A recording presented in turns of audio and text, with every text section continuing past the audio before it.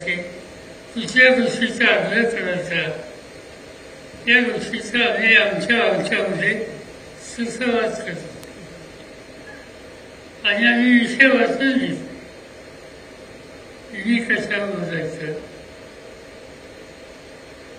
बाकीचे आमचे सहकारी आहेत त्याच्यामध्ये मध्य प्रदेशमधून अर्जुन सिंग होते, अन्य राज्यातून असलेले नंतर मुसल झालेले हे विषय होते आणि या सगळ्यांचे आम्ही विषय वाचून घेऊन त्या बैठकीला आम्ही गेलो.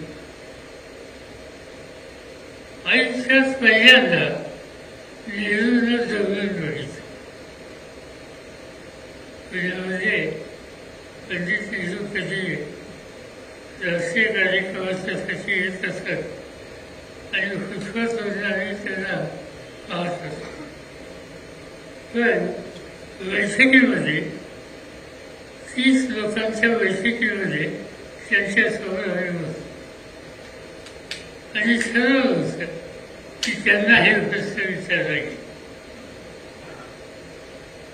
इंदिरा गांधींना प्रश्न विचारायचे आणि त्या तयारी आम्ही गेलो.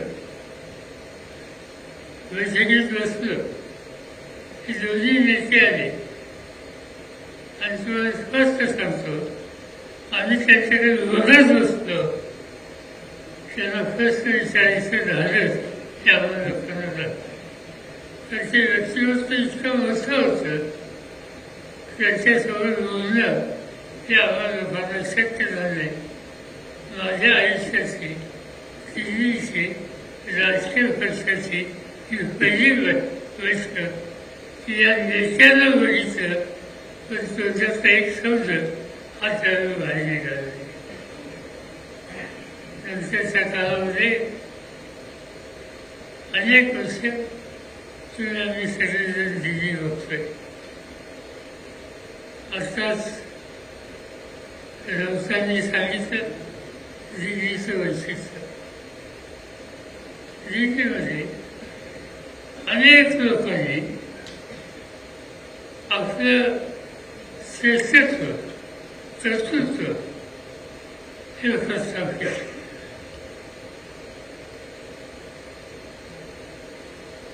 या पुस्तकाचा विचार तुम्ही केला त्याच्यामध्ये अनेक भाग आहेत. स्वातंत्र्याच्या आधीचा, स्वातंत्र्याच्या नंतरच्या काळामध्ये लोकप्रतिनिधींचं सरकार आलं त्याच्यामध्ये अनेक सरकार आली त्याच्याबद्दलची माहिती त्या सरकारांचं नेतृत्व करणारे अनेक मान्यवर आहेत त्यांची वैशिष्ट्य काय याचा उल्लेख याच्यामध्ये. आणि एका दृष्टीनं हा इतिहासाचा एक मोठा भाग या पुस्तकाच्या माध्यमातून त्यांनी मांडले. ही जी संसदेची इमारत आहे जुनी ही अनेक इतिहासाच्या महत्वाच्या भागाचे हिस्सेदार आहे. ही संस्थेची इमारत तिचे नियोजन हे इंग्लंडमधला एक आर्किटेक्ट त्याचं नाव लिटन त्यांनी हे आर्किटेक्टची डिझाईन तयार केली जातं आणि त्यामधून ही वास्तू राहिली. त्याची 21-22 आहे आणि ती आतमध्ये देशाच्या कानाकोपऱ्यातल्या लोकांच्या अंतःकरणामध्ये सचलेली वास्तू आहे. नवीन वास्तू आहे. आम्ही जो पार्लरमध्ये जातो तुम्हाला खरं सांगतो नव्या वास्तूत बसतो पण जुनी वास्तू हीच आपली ही भावना मानत असते. नव्याच्या संबंधीची ही जवळी अजून ते काय पाहिजे. मी स्वतः अनेक वर्ष आहे 1984 साली पहिल्यांदा मी लोकसभेत झालो. काँग्रेसमध्ये नव्हतो, विरोधी पक्षात होतो. इंदिरा गांधींची हत्या झाली. निवडणुकीला विरोधकांच्या अनेक लोक उभं राहायला तयार नव्हते. एक वेगळं वातावरण त्याची विरोधी पक्षाचं काम केलं पाहिजे आणि म्हणून काही लोकांनी आम्ही निवडणूक लढवायची हे ठरवलं आणि त्याच्यामध्ये मी निवडणुकीला उभं राहिलो आणि निवडून झालो. 1984 राजीव गांधी प्रधानमंत्री होते. राजीव गांधी हे प्रधानमंत्री त्यांच्यापासून आजपर्यंत जेवढे प्रधानमंत्री झाले त्याच्याशी आम्हाला लोकांचा सुसंवाद होता.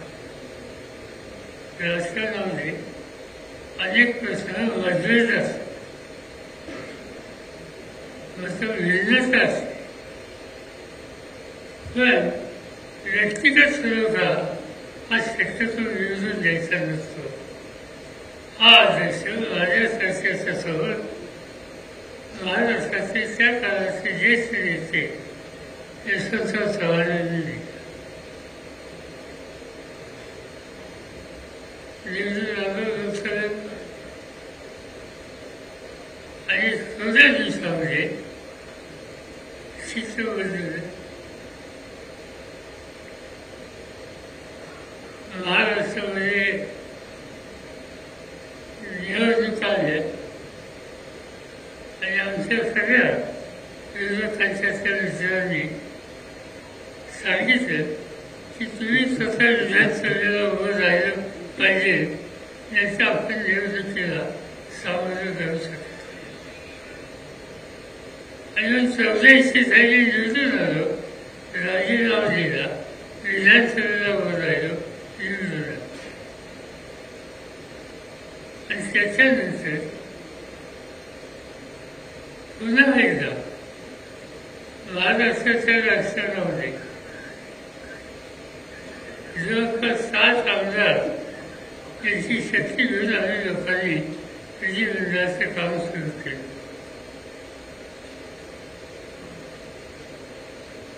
आमचे मुख्यमंत्री होते, बाबासाहेब भोसले मुख्यमंत्री झाले आणि एक काळ असा येऊन गेला म्हणजे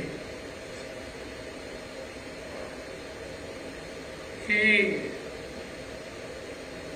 काँग्रेस विचाराच्या लोकांनी एकत्र यावं अशी भावना राजीव गांधी यांनी मांडली आणि आम्ही लोकांनी एकत्र बसून चर्चा केली आणि काँग्रेस विचाराचे लोक एकत्र केले.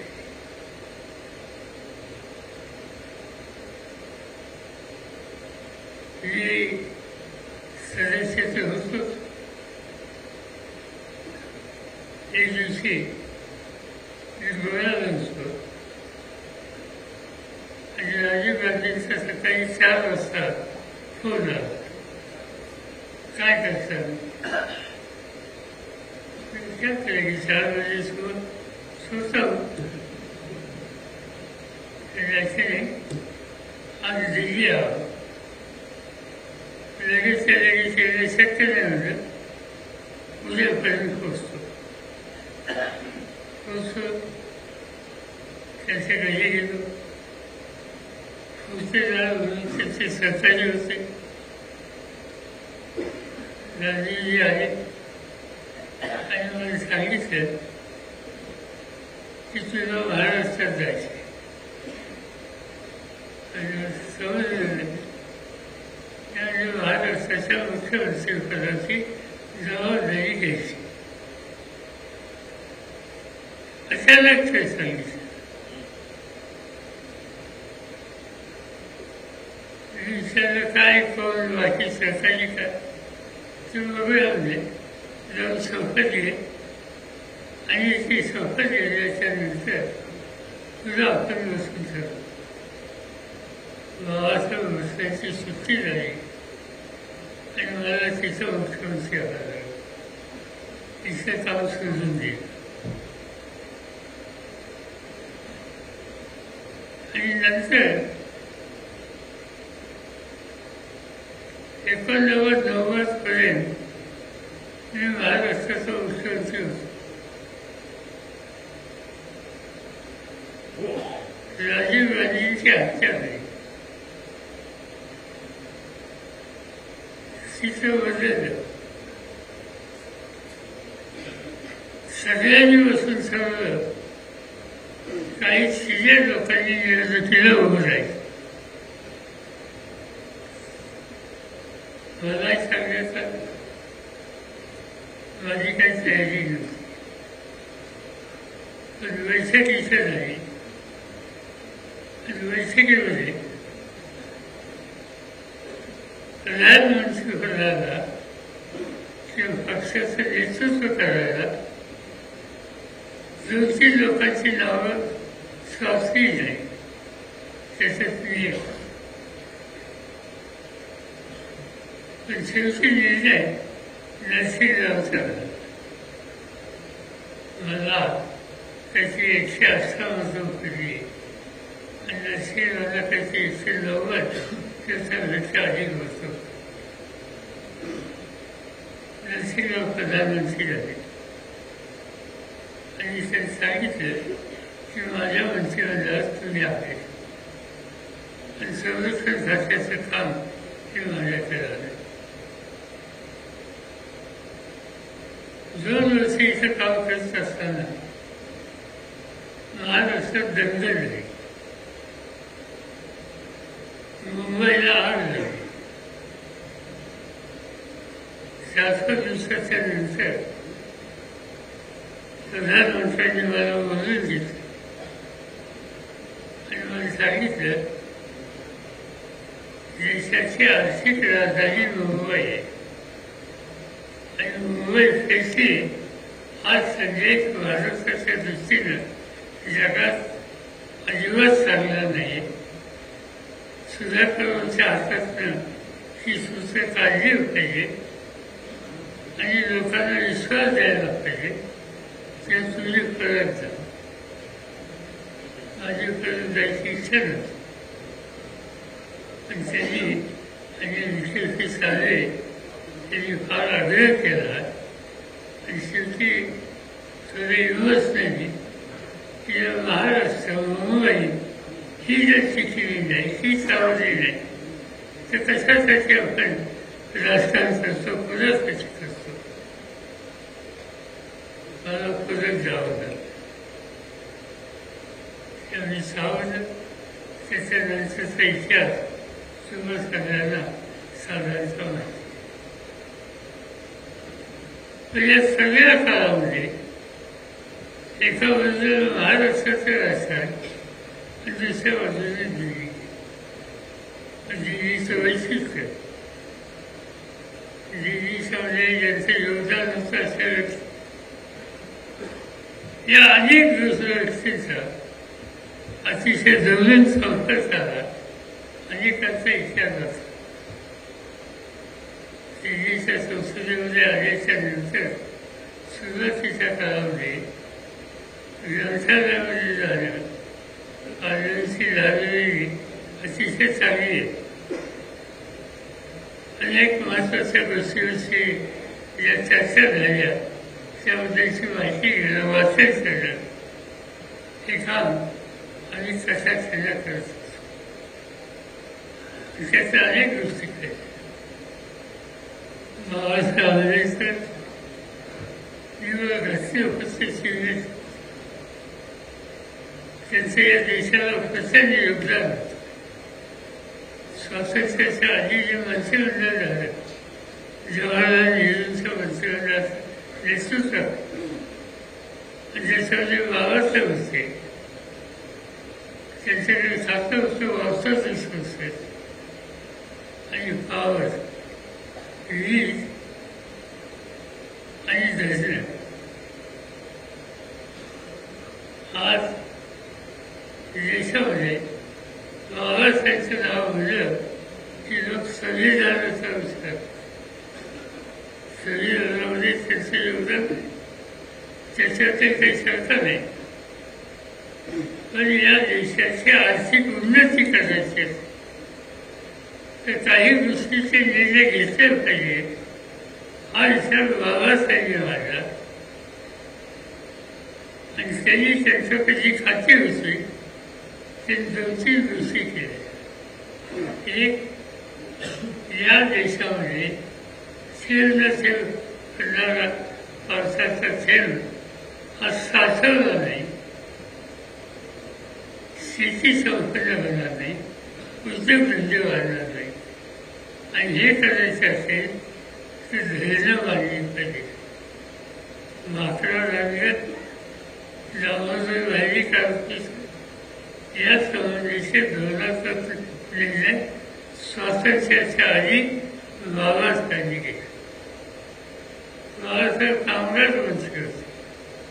कष्ट करणाऱ्या कामगाराला अधिकार असले पाहिजे, त्याच्या बहिणीला आठवड्याची सुट्टी असली पाहिजे, या संबंधीचे निर्णय आणि अनेक कामगारांचे कायदे हे बाबासाहेबांनी केले. हे बाबासाहेबांचे योगदान हे आपण कधी विसरू शकत नाही. संसद भवनचे त्याचे विस्तार याच्यामध्ये काहीचा उल्लेख आहे. अनेक अशा व्यक्ती होऊन गेल्या की त्यांचं प्रचंड योगदान असतं.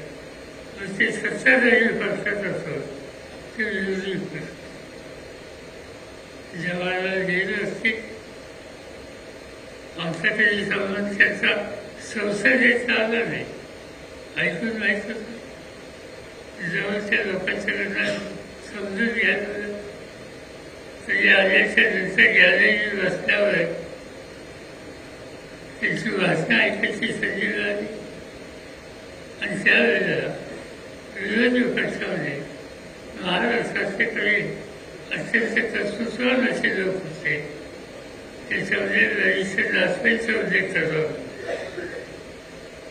मधु देवऱ्याचा विचार करावा लागेल. नंतर मधु दंडकचे आहे, जॉर्ज फर्नांडिस आहे, उलीनी ही मालिका आहे. आणि यांचं स्थान काय असेल तर मला आठवत आहे, एक दिवशी मी कॅलेरीमध्ये बसलो होतो. रजिस्टर दासपे हे पूर्व बसले होते, जवाहरलाल नेहरू होते. आणि जवाहरलाल नेहरू सभागृहात बसून बाहेर निघाले. आणि त्यावेळेला नासपेचा नंबर आला. नासपे उभे झाले बोलायला, पंडितजी सभागृहातून निर्णय बाहेर गेले. नासपेचं नाव ऐकलं, परत केले आणि नासपेचं पूर्ण भाषण ऐकलं. नंतर त्या ठिकाणी केलं. या देशाच्या पार्लमेंटमध्ये ज्यांनी आपल्या सभागृहानं पार्लमेंटमध्ये एक प्रचंड प्रस्तावित केला, अशांची जी मालिका आहे त्याच्यामध्ये नासपेचं नाव हे कशा क्षणी घ्यावं नाही. अशा अनेक लोक तिथं प्रत्येकाचं काय ना काहीतरी त्या ठिकाणी योगदान आहे. सेनासय असतील, मधु देवरे असतील, चंद्रशेखर असतील, मधु दंडवते असतील, जॉर्ज फर्नांडिस, अनेकांची नावं घेता येईल. मी सांगितली ती नावं महाराष्ट्राची, महाराष्ट्राचं बाहेरचे सुद्धा आहेत. या सगळ्या लोकांनी या देशाच्या संसदेला एक प्रकारची प्रतिष्ठा दिली.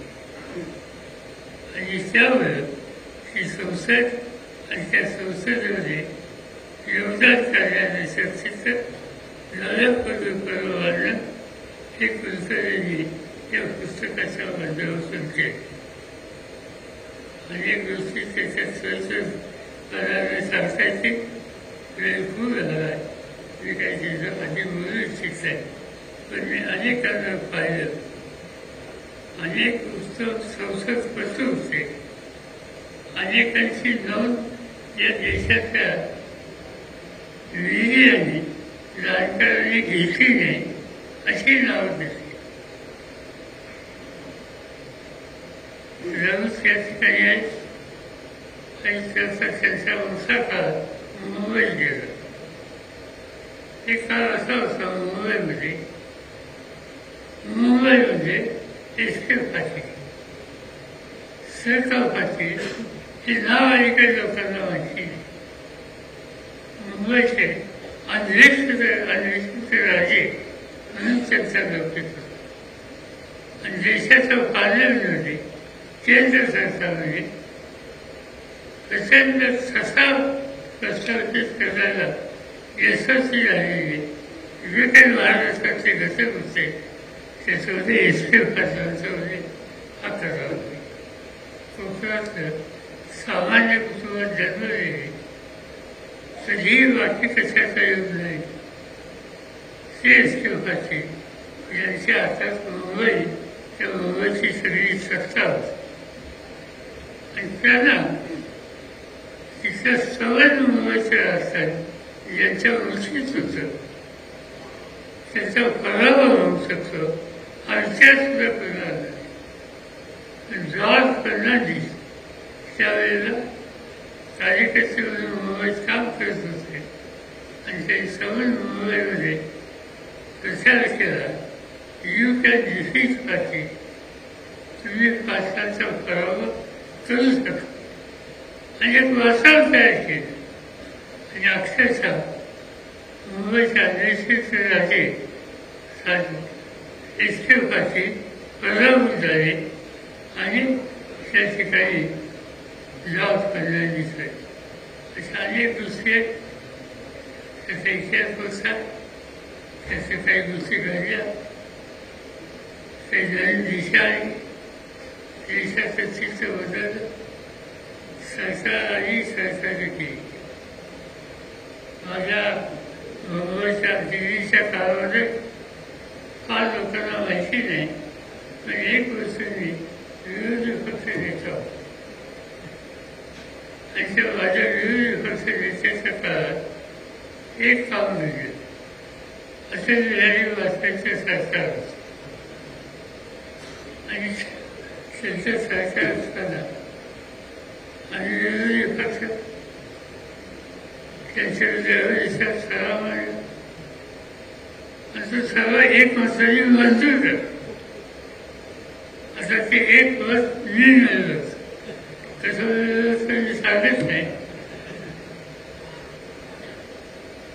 सराव मांडला, चर्चा झाली आणि माझी वेळ असते ना की त्याच्यातल्या 10 मिनिटात 7 मिनिटात ठेवलं तेवढ्याच मी बाहेर गेलो परिस्थिती परत येऊन बसलो आणि अपोजिशन साईड सत्ताधारी साईडचे एक व्यक्ती त्याची वेगळा निर्णय घेतला आणि एका मतावर हे सरकार पाहिजे हा इतिहास आहे आणि त्याच्यामध्ये विरोधी पक्ष नेतृत्वाची जबाबदारी माझ्याकडे.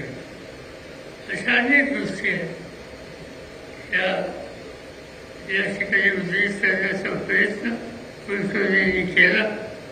त्याच्यामुळे आणखी भर घालायला आवश्यकता आहे की भर घालायची असेल त्याच्यात तुम्ही आम्ही जाऊन बसूया आणि त्याच्यात कुठली बाजू न करता वास्तवस्थिती ही आपण त्या ठिकाणी मांडण्याचा प्रयत्न करू. त्याचं काय विषय ते त्याचा आपण प्रयत्न करूया. बाकी विचार अधिक म्हणून अक्षर सगळ्यांचं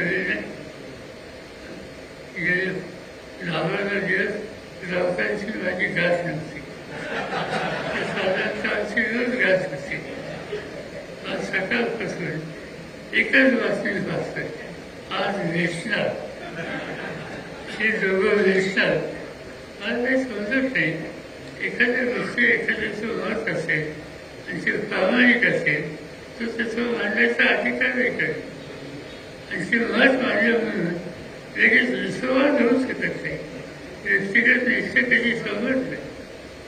अनेक गोष्टी मला सांगता येतील. त्यांनी आपल्या आयुष्यातला मोठा काळ ज्यांच्या सवय घालवला त्यांच्याकडून ते जे शिकले त्या अशा सगळ्या विषयांचे लोक कधी संकुचित विचार कधी करणार व्यापकच विचार म्हणजे असा सांगणे योग्य नाही फारसं बाळासाहेब ठाकरे आणि आम्हा लोकांचं एक चांगलं वेगळं नसतं ते सगळे गेल्याच्या नंतर जे जे काही शब्द त्यांना सुचतील ते सगळे शब्द त्याचा वापर करून आमच्याबद्दलची आस्था दाखवायची आणि त्याचं उत्तर आम्ही त्या पद्धतीने द्यायचं आणि ते सगळं झाल्याच्या नंतर संध्याकाळी कसे फोन येतात सर्व भाऊ माझे सर्व भाऊ सर्व भाऊ लोक तुझ्या ती काय सोयीचं आणि नंतर व्यक्तीच्या नंतर काल काय बोललो काल काय लिहिलं ही व्यक्तीची ती मनामध्ये कधी ठेवलं अगत्य आस्था व्यक्तिगत सलोखा हा कधीच करते